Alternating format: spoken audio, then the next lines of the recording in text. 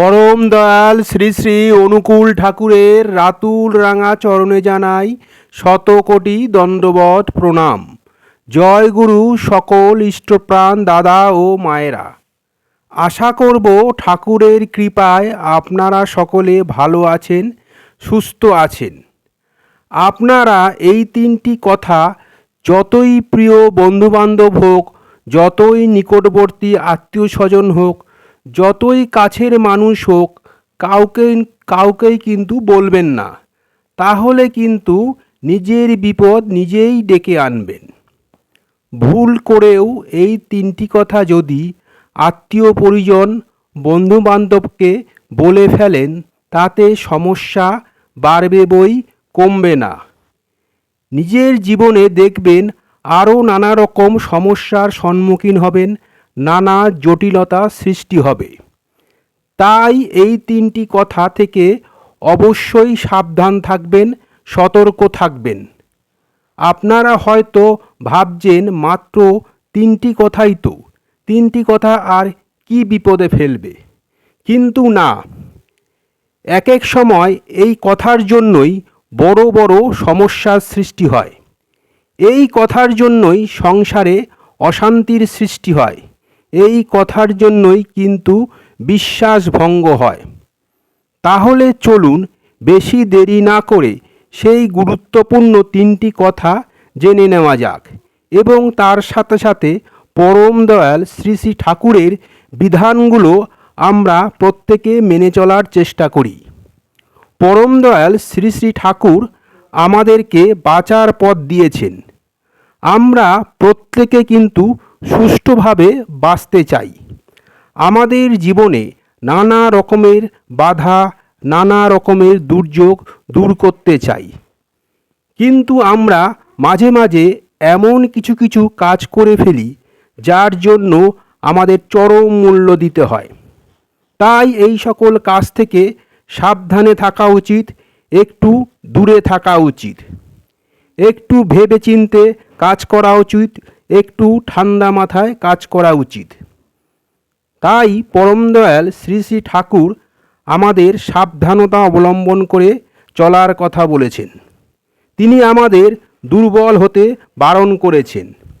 এই দুর্বলতা যতদিন আমাদের মধ্যে থাকবে, ততদিন আমরা সমস্যায় পড়ব। তাই আমাদের দুর্বলতাকে আগে আমাদের জীবন থেকে দূর করতে হবে। দুর্বলতা এমন একটা জিনিস, এটা যতদিন আমাদের জীবনে থাকবে আমরা কোনো কাজে সফল হতে পারবো না, এমনকি ধর্মরাজ্যেও ঢোকার অধিকার নেই। এই গুরুত্বপূর্ণ কথাটি পরম দয়াল শ্রী শ্রী ঠাকুর কিন্তু বলেছেন। অনেকেরই মধ্যে কিছু না কিছু দুর্বল অংশ থাকে। সে আপনার নিজের জীবনের ক্ষেত্রে হোক, নিজের সংসারের কোনো কিছু নিয়ে হোক, নিজের স্বামী সন্তানদের নিয়ে হোক, কাউকে কিন্তু সে কথা বিশ্বাস করে কখনো বলবেন না। সে নিজের বন্ধুবান্ধব হোক অথবা আত্মীয় স্বজন হোক, সে যেই হোক না কেন। এই দুর্বলতাকে নিজের মধ্যে রেখে সেটাকে সবলতায় পরিণত করার চেষ্টা করতে হবে। আপনি যদি ভুল করে কাউকে এই দুর্বলতার কথা বলে দেন, আপনি হয়তো তার কাছ থেকে সাহায্য পাওয়ার আশায় তাকে বলে ফেললেন, কিন্তু সে দেখবেন আপনাকে সাহায্য তো করবেই না, উল্টে তার সুযোগ নেবে। বর্তমান যুগ কিন্তু আগের মতো অত সহজ সরল নেই। তাই নিজেকে কখনো কারোর কাছে বিলিয়ে দেওয়ার চেষ্টা করবেন না। অর্থাৎ কেউ আপনাকে ডাকলো বা কিছু কাজ করে দেওয়ার কথা বলল, আর আপনি তক্ষুনি কিছু আগে পিছু না ভেবে নিজের কাজকর্ম ফেলে সঙ্গে সঙ্গে দৌড়ালেন। এতে কি হচ্ছে? আপনি তার কাছে নিজেকে ছোট করছেন। আপনি ভাবছেন ভালোবেসে কাজটা করে দিচ্ছেন, ব্যাপারটা কিন্তু তা নয়। আপনি এতে নিজেকে সহজলভ্য করে তুলছেন। আপনাকে ডাকছে আর সহজেই আপনাকে পেয়ে যাচ্ছে। তাই নিজেকে কখনোই সহজলভ্য করবেন না। এই কর্ম থেকে নিজেকে দূরে রাখুন। আর 3 নম্বর জিনিসটি হলো হীনমন্যতা। এই হীনমন্যতায় কিন্তু কখনোই পড়বেন না, কখনো হীনমন্যতায় ভুগবেন না।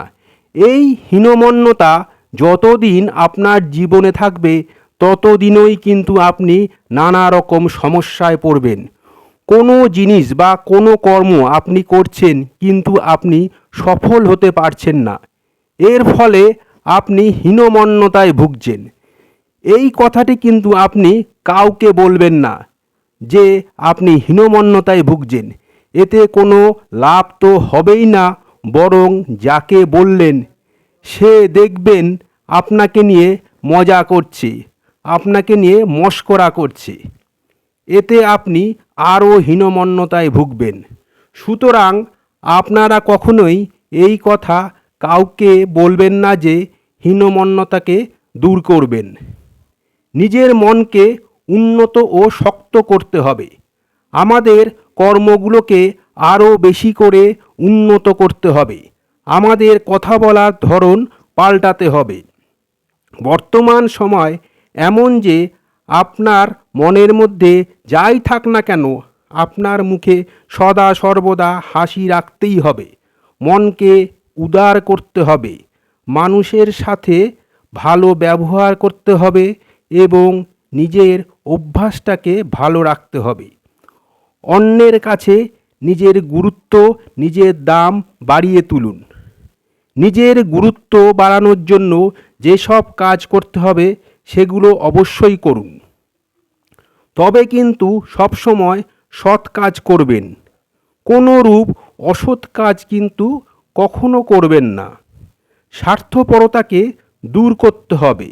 শুধু নিজের কথা চিন্তা করবেন আর অন্যের কথা নয় সেটা করবেন না।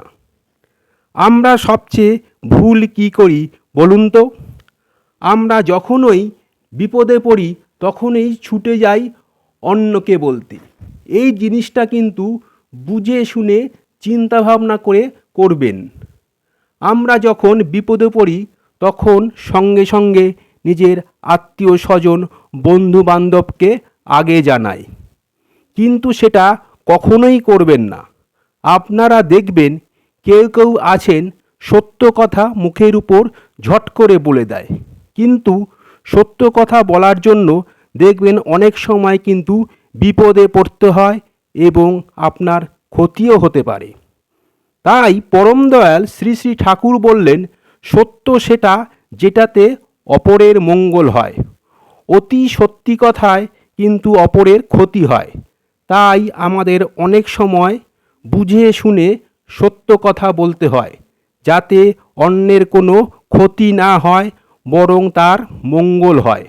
মনে করুন আপনি কোনো বিপদের সংবাদ পেলেন আর আপনার বাড়িতে এমন একজন আছেন যিনি মুমূর্ষ রোগী। তার কাছে এই সংবাদের কথা বললে তার ক্ষতি হতে পারে, এমনকি তার মৃত্যুও হতে পারে।